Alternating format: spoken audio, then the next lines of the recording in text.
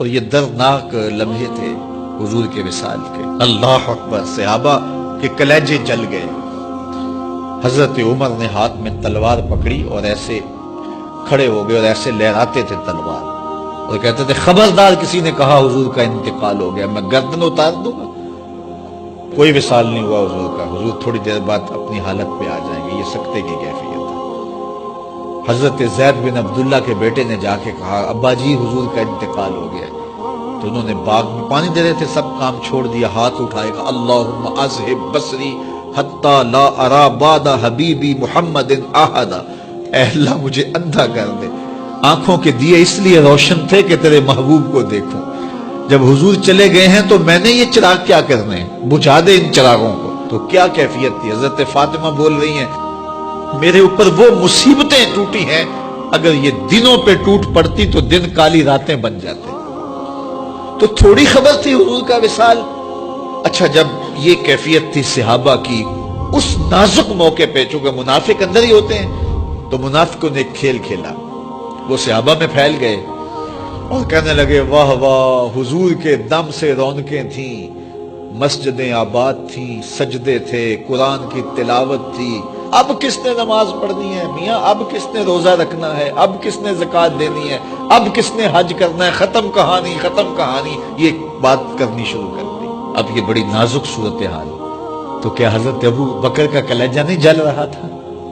لیکن اس موقع پہ حضرت ابو بکر کھڑے ہوئے اور پھر حضرت ابو بکر صدیق نے لوگوں سے مخاطب ہو کہا لوگوں مجھے ایک بات بتاؤ کہ تم اللہ کی عبادت کرتے تھے یا حضور کی کرتے تھے؟ لوگوں نے کہا کہ اللہ کی۔ تو کہا کہ کیا حضور کے وصال کے بعد تم اللہ کی عبادت چھوڑ دو گے؟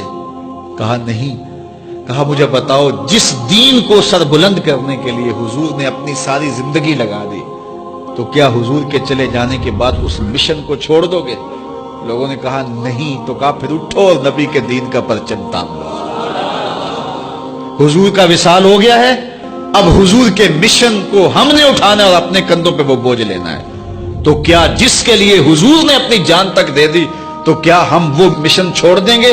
صحابہ کے اندر ہمت پیدا ہوئی، کہا کیوں چھوڑیں گے، ہم تو اٹھیں گے اور پہاڑوں سے بھی ٹکرا جائیں گے۔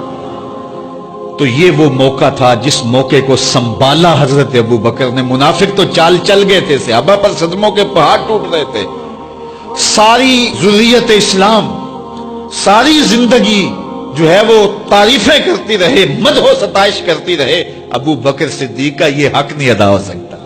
یہ احسان کیا ہے امت کے اوپر حضرت ابو بکر صدیق نے۔ ایک خاتون آئی اور اس نے حضور سے کوئی مسئلہ پوچھا، تو آقا کریم نے فرمایا پھر آ جانا۔